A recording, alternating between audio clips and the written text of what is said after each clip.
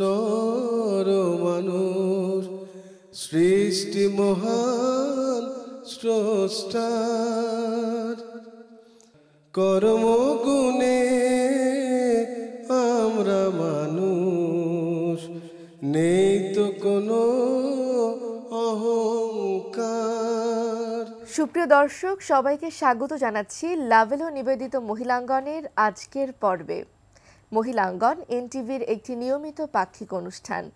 শুরুতেই আলোকপ্রভা। আলোকপ্রভায় আজ স্টুডিওতে আমাদের সঙ্গে উপস্থিত আছেন প্রফেসর ডক্টর সালমা আইনি, শিক্ষক ও লেখক। আসসালামু আলাইকুম রহমতুল্লাহি ওয়া বারাকাতুহু। ওয়ালাইকুম আসসালাম আপা, কেমন আছেন? আলহামদুলিল্লাহ রাব্বিল আলামিন, আপনি কেমন আছেন? আলহামদুলিল্লাহ আপা, ভালো আছি। আপা, আলোকপ্রভায় আমরা আল্লাহর সুন্দরতম নাম নিয়ে কথা বলি। গত পর্বেও আমরা চমৎকার আলোচনা শুনছিলাম আপনার কাছ থেকে। আলহামদুলিল্লাহ। আজ আমরা আল্লাহ তাআলার কোন নামটি নিয়ে শুনবো আপনার কাছ থেকে? আল্লাহ তাআলা এতই মহান, এতই সুন্দর, তার সব নামগুলো তেমনি সুন্দর আসলে। প্রতিটি নাম নিয়ে যখন আমরা কথা বলি, একেবারে যখন এটা নিয়ে একটু পড়াশোনা করতে বসি, তখন মুগ্ধতা হৃদয়ে ছড়িয়ে পড়ে, আত্মায় ছড়িয়ে পড়ে। আজকে যে নামটি নিয়ে ইনশাআল্লাহ তাআলা আলোচনা করার আশা রাখছি, সেটি মোটামুটিভাবে আমরা অনেক সময় জানি বা কমন নেম হিসেবে আমাদের মধ্যে পরিচিত, আমাদের নাম রাখা হয় এই নামটিতে অনেকেরই। জি, তো আল্লাহ সুবহানাহু ওয়া তাআলা সেই নামটি হচ্ছে আল মাতিন। আল মাতিন এর অর্থ হচ্ছে দ্য ফার্ম, দ্য স্টেডফাস্ট। তো দ্য ফার্ম, দ্য স্টেডফাস্ট, এটা অ্যাকচুয়ালি যিনি কিনা সুদৃঢ়, দৃঢ়তার প্রতীক। তো এটি কুরআনুল কারীমে এসেছে একবার। আর তিনি এমন এক সত্তা, আল মাতিন দিয়ে আমরা এমন এক সত্তাকেই বুঝি যিনি কিনা, যার কিনা রয়েছে আনকনকারেবল পাওয়ার, যে পাওয়ারকে কেউ অতিক্রম করতে পারে না, এবং তিনি হচ্ছেন সর্বোচ্চ পাওয়ারফুল, সবচেয়ে সর্বশক্তিমান, সব ক্ষমতার অধিকারী। এবং একই সাথে তার নেচার হচ্ছে টু বি ফার্ম। তিনি সুদৃঢ়, তিনি তার প্ল্যানে সুদৃঢ়, তিনি যে কাজ করবেন, তিনি যা ঠিক করে রেখেছেন হবে, সেই প্রতিটি ক্ষেত্রে তিনি একেবারেই অবিচল। এমনই দৃঢ় যে তিনি যা অর্ডার করবেন, সেই অর্ডারকে কেউ প্রতিহত করার বা এক্সিকিউট না হওয়ার কোনো কারণ নেই। তার প্ল্যান মতো যা তিনি করতে চাইবেন তাই হবে। এটি হচ্ছে আল্লাহ তাআলার আল মাতিন হবার এই নামটির তাৎপর্য। মাতিন এই শব্দটি এসেছে তিনটি রুট অ্যালফাবেট থেকে। সেটি হচ্ছে মিম, ত, নুন। আর এটি চারটি মূল মিনিং রয়েছে। প্রথম মিনিংটি হচ্ছে to be strong, firm and hard. তার মানে হচ্ছে যে শক্তিশালী, একই সাথে দৃঢ়, এবং যেটি হার্ড, কোনো রকমের নড়চড় হয় না, এই অ্যাট্রিবিউটটি। দ্বিতীয় মিনিংটি হচ্ছে to be solid or robust. Solid ground বলি না আমরা, একেবারে সলিড গ্রাউন্ড, ফার্ম গ্রাউন্ড, সেটি আল্লাহ সুবহানাহু ওয়া তাআলার মাতিন নামটিকে দিয়ে রিপ্রেজেন্ট করে। তারপরে রয়েছে third মিনিংটি steadfast, determine and sure. তার মানে হচ্ছে যে কোনো সিদ্ধান্ত বা যে কোনো প্ল্যানে তিনি স্টেডফাস্ট এবং তিনি শিওর, যা করছেন এটার একেবারে অবধারিতভাবে সেটি হবে, এবং এতে কোনো দ্বিধাদ্বন্দ্ব, যদি, ইফ, বাট কোনো কিছুই নেই। এবং চতুর্থ মিনিংটি হচ্ছে to possess any quality to a strong degree. যে কোনো অ্যাট্রিবিউটই আল্লাহ তাআলার আছে, সেটি স্ট্রংগেস্ট ডিগ্রিতে কিন্তু আমরা পাই। তার ওপরে আর কেউ নেই, তার ওপরে আর কেউ ধারণ করার মতো কারোর কোনো ক্ষমতা নেই, যে কোনো অ্যাট্রিবিউট। আল মাতিন তিনি নিজেকে কিভাবে প্রকাশ করছেন, সূরা নাম্বার 51 আয়াত নাম্বার 58-তে আমরা পাচ্ছি। তিনি বলেন, আল্লাহ সুবহানাহু ওয়া তাআলা বলেন, Indeed, it is Allah who is the continual provider, the firm possessor of strength. Continual provider, provide করেই যাচ্ছেন, তার ভান্ডারের কোনো কমতি ঘটছে না। একেবারে সেই আমিবা থেকে শুরু করে যা কিছু, যত বৃহৎ সব কিছুকে তিনি তাদের প্রয়োজন অনুযায়ী প্রোভাইড করে যাচ্ছেন। দ্য প্ল্যান অফ আল মাতিন, যেটি একটু আগেই বলেছি, যে আল মাতিনের প্ল্যান হচ্ছেন সূক্ষ্মাতীত সূক্ষ্ম প্ল্যান, এবং এটির কোনো রকমের কোনো পরিবর্তন সম্ভবপর নয়। তিনি নিজেই বলেন, and I will give them time, indeed my plan is firm। এটি কুরআনুল কারীমের 68 নম্বর সূরা এবং সেই সূরার 45 নম্বর আয়াত।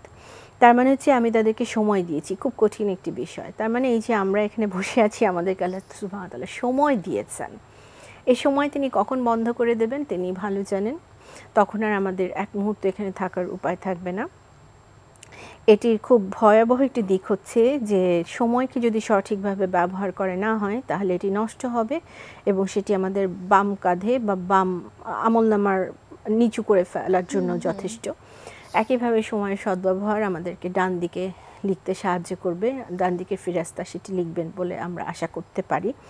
তো আল্লাহ সুবহানাহু ওয়া তাআলা কি বলেছেন, তিনি মানুষকে ছেড়ে দেন ছেড়ে দেন ছেড়ে দেন ছেড়ে দেন এবং একসময় উনি হঠাৎ করে টান দিয়ে তাকে কাছে নিয়ে আসেন। এই হঠাৎ করে টান দিয়ে নিয়ে আসাই একটি ভয়াবহ ঘটনা।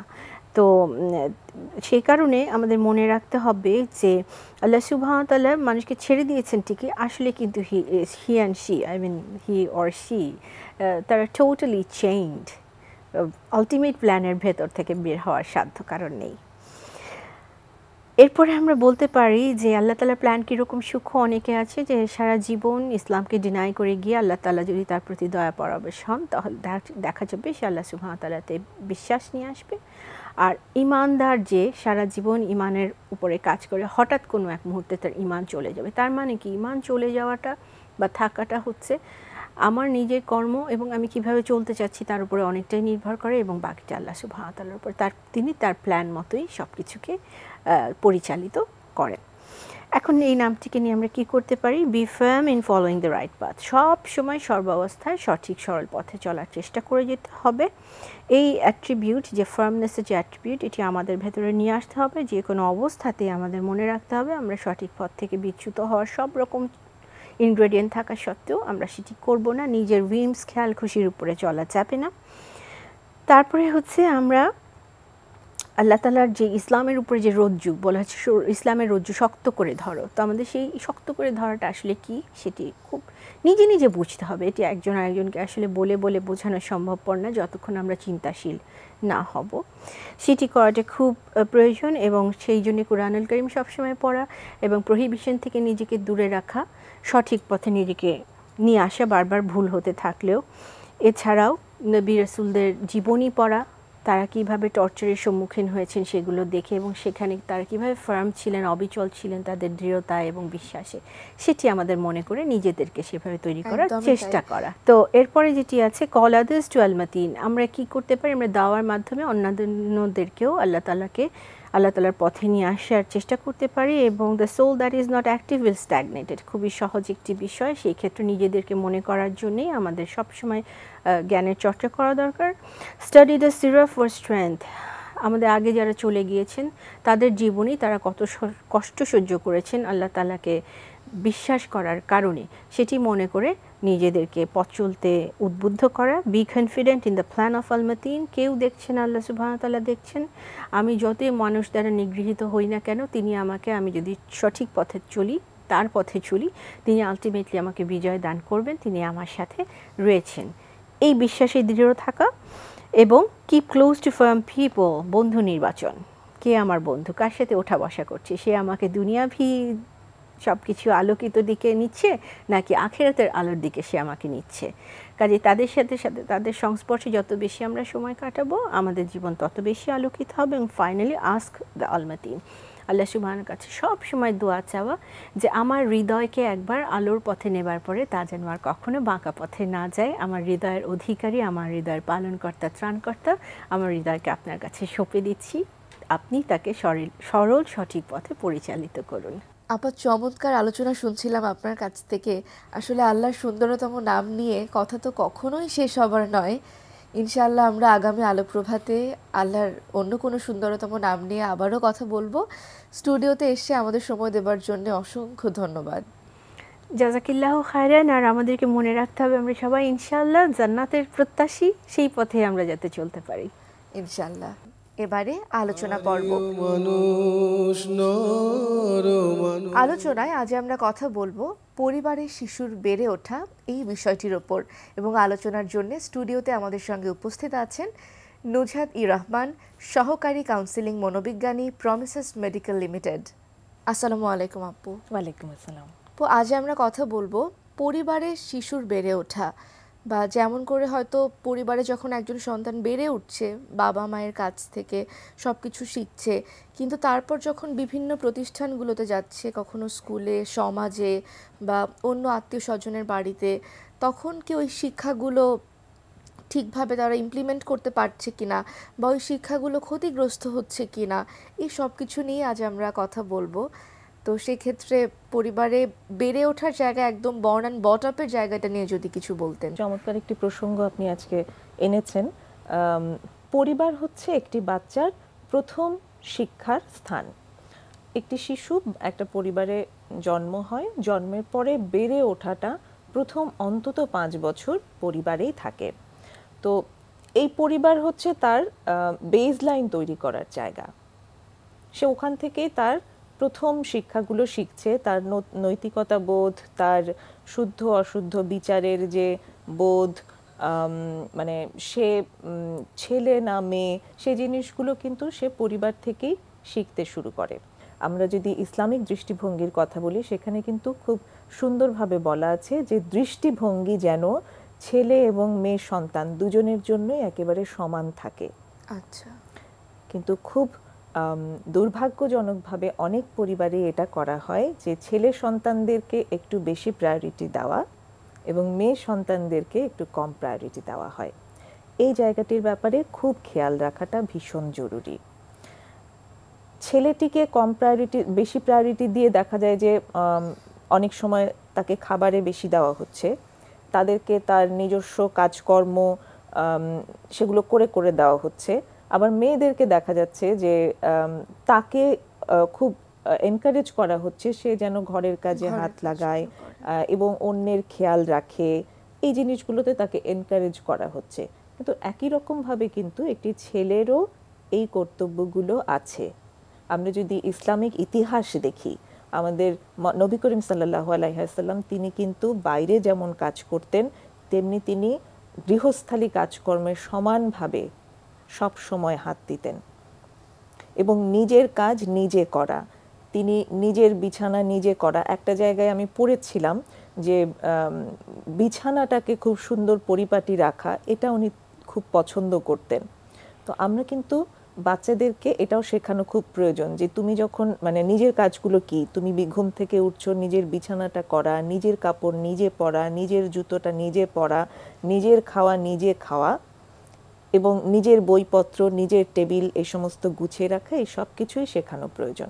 কাজ শেখানোর পাশাপাশি যে নৈতিক মূল্যবোধগুলো, সময়ানুবর্তিতা বা সহমর্মিতা, অন্য একজন সত্য কথা বলা বা অন্য একজন মানুষের প্রতি তার দৃষ্টিভঙ্গি খুব নরম হবে, সে কঠোর হবে না, মানে এই সব কিছুই কিন্তু পরিবার থেকেই দেওয়া হবে। পরিবার থেকেই দেওয়া হয়। ধরুন একটা বাচ্চা সে যখন মানে ছোট থেকে বড় হচ্ছে, 7-8 মাস বয়স, তাকে একটা জায়গায় বসিয়ে খাওয়ানো হচ্ছে। আর একটু বড় হওয়ার পরেও তাকে যদি এমন করা হয় যে হ্যাঁ এমন একটা জায়গায় তাকে বসিয়ে খাওয়ানো হবে যেখান থেকে সে উঠতে পারবে না, হাই চেয়ার দেওয়া হয় বা কোনো কিছু, 2 বছর 2.5 বছরের বাচ্চারা শুধু দৌড়ায়, তো সেই সময় যদি তাকে ওটাই করা হয় যে হ্যাঁ তাকে আমি টাইট করে বসিয়ে দিলাম, সে আর এখান থেকে উঠতে পারবে না, যতক্ষণই খাক সে আধা ঘন্টা বা 1 ঘন্টা খাক, ওখানেই বসে খেতে হবে, সে কিন্তু আস্তে আস্তে টিউনড হয়ে যাবে যে আমাকে খাওয়াটা আসলে বসেই খেতে হবে। তো সে কিন্তু পরেও আর আসলে খাওয়ার সময় দৌড়াবে না, সে পরেও দেখা যাবে 4-5 বছর হয়ে যাচ্ছে তাকে টেবিলে বসে খাওয়াটা তার নিজেরই অভ্যস্ত হয়ে যাচ্ছে। নিয়মানুবর্তিতা সে এইভাবে শিখলো, কখন উঠতে হবে, যখন সকালে ঘুম থেকে ওঠা, বাবা মা ফজরে ওঠে নামাজ পড়ছে, 7 বছর বয়স থেকে নামাজের শিক্ষা দেওয়ার কথা বলা হয়েছে। বাচ্চাদেরকেও যদি সেই সময় ওঠাটা এনকারেজ করা হয়, বাচ্চা কিন্তু উঠবে এবং ওই বয়সে যেটা অভ্যাস করানো হয় সেই অভ্যাসটা সত্যিই কিন্তু থেকে যাবে। এবং কেউ যদি ঠিক করে নেয় যে এই শিক্ষাটা পায় যে হ্যাঁ আমি সত্য কথা বলবো, আমি মিথ্যে বলবো না, এই 5 ওয়াক্ত নামাজ আদায় করা এবং সত্য কথা বলার এই শিক্ষাটাই যদি কেউ শুধু নিজের জীবনে অবলম্বন করে, তার পক্ষে একটা চমৎকার জীবন ধারণ ছাড়া কিন্তু আর কোনো গত্যন্তর নেই। তবে এখানে আপু আমার একটা কথা, যেটা এটা তো পরিবার শেখালো বাচ্চাটাকে, এই ডিসিপ্লিনটা শেখালো বা এই যে নিয়মানুবর্তিতার মধ্যে দিয়ে নিয়ে গেল, কিন্তু এরপর যখন শিশুটি বড় হচ্ছে ধীরে ধীরে, তখন তো সে আরও কিছু প্রতিষ্ঠান তার জীবনে যুক্ত হচ্ছে, সে স্কুলে যাচ্ছে, সে সমাজের আর 5টা বন্ধুর সাথে সে মিশছে, বা সে হয়তো অন্য কারো বাসায় গিয়ে সে খেলাধুলো করছে, আত্মীয় স্বজনের বাড়িতে সে যাচ্ছে। এই যে ধীরে ধীরে তার জীবনে ইনস্টিটিউশন বাড়ছে, তখন কিন্তু আস্তে আস্তে দেখা যায় কি যে ওই ডিসিপ্লিনারি লাইফ থেকে একটু সরে আসা হয়। তো সেই ক্ষেত্রে জীবনে করণীয় কি হতে পারে? সব জায়গা থেকেই কিন্তু সে শিখবে, কিন্তু শিক্ষাটা কোত্থেকে হবে, শিখবে মানে সে কিন্তু পার্সপেক্টিভটা নেবে হচ্ছে যে বেস লাইনে সে 5 বছরের মধ্যে যা শিখেছে বাড়িতে, সেই শিক্ষার আলোকেই সে বাকিগুলোও শিখবে। তো ওই বেস লাইনটা যদি পাকা হতে পারে, তাহলে কিন্তু অন্য শিক্ষাগুলো থেকেও সে একটু ফিল্টার করতে পারবে যে আমি এই জিনিসটা আমার শেখা উচিত, এই জিনিসটা শেখা উচিত না। তারপরও পারবে না অনেক ক্ষেত্রে। সেই জায়গাটিতে যদি বাবা মার মনিটরিং থাকে এবং বাবা মা বা বড় কারো সাথে শেয়ারিংয়ের সুযোগটা খুব চমৎকার থাকে, যদি সে ভুল কিছু শিখেছে কিন্তু হয়তো সে খুব আগ্রহ নিয়ে বলছে যে হ্যাঁ হ্যাঁ আমি তো এরকম এরকম দেখে এসেছি, তো সে তার তখন কারেকশন করার সুযোগ আছে, শুধরে দেবার যে তুমি এটা দেখেছো খুব ভালো কথা, কিন্তু এটা যদি এরকম না হয় এরকম হয় তাহলে বেশি ভালো হয়। তো আর একটা ব্যাপার আমরা খুব দেখতে পাই এখন, প্রযুক্তিতে একদম লেপ্টে থাকা যে জীবনটা বাচ্চারা কাটাচ্ছে, সেই জায়গা থেকে আসলে বের হয়ে আসার উপায়টা কি, বা পরিবার এর পেছনে কতটা ভূমিকা রাখতে পারে? যে বাড়িতে একটা বেড়ে ওঠা বাচ্চা আছে, সে বাড়িতে আপনি যদি খুব কন্ট্রোলড ওয়েতে আপনার অ্যান্ড্রয়েড ফোনটা ব্যবহার করেন, আপনার ইন্টারনেটটা বাড়িতে কমন ওয়াইফাই নিতেই হবে এমন কিন্তু কোনো কথা নেই, আপনি সব কম্পিউটারই ব্যবহার করুন, কম্পিউটারে ইন্টারনেট মডেম লাগিয়ে নিন, ইটস ওকে। আপনি একটু রেস্ট্রিক্টেড ওয়েতে যদি নিজে করেন, তাহলেই কিন্তু বাচ্চার সময় হয়ে যায় অন্য কিছু করার। একটু আলাদাভাবে বাচ্চাদের হাতের নাগালের বাইরে রেখে যদি তারা এই ডিভাইসগুলো ব্যবহার করেন, তাহলে তাদের বাচ্চার জন্যই সত্যিকার অর্থে লাভের জায়গা।